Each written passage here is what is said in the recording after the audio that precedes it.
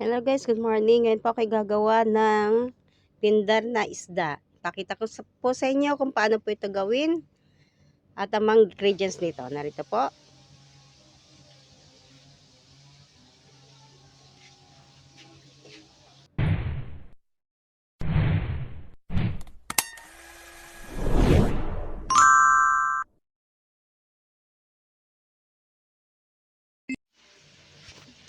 Ngayon po, ito na po yung nalinisan nating isda.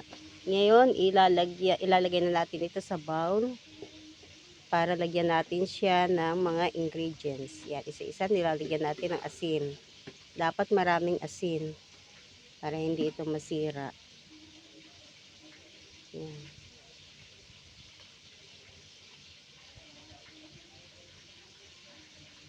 Yan, isa-isa nilalagay sa bowl.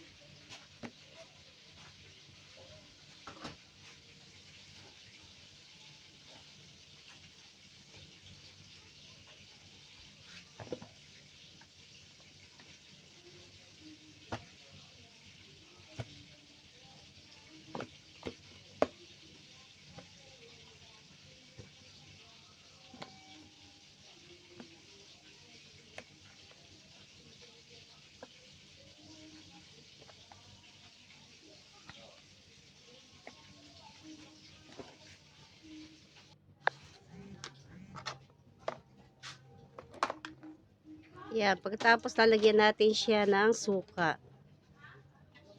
Ng vinegar. Yan, naka-tatlo tayong bowl.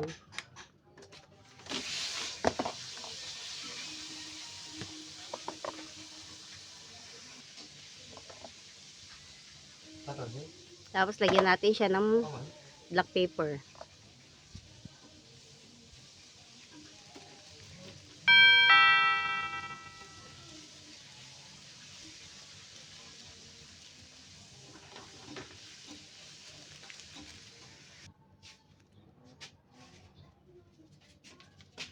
Lagyan natin siya ng sugar.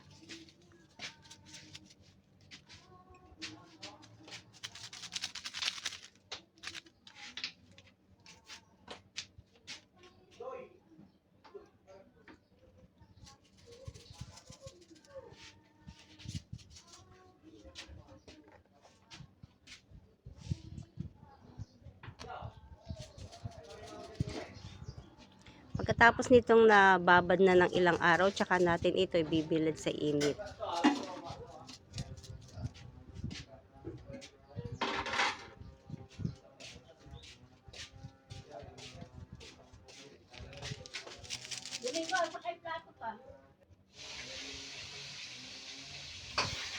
Yan, nilagyan natin siya ng bawang, ng garlic. Yan, nilagay natin garlic. Nalagyan natin siya ng garlic. Ngayon, pagkatapos niyan, tsaka natin ito ibababad ng ilang araw.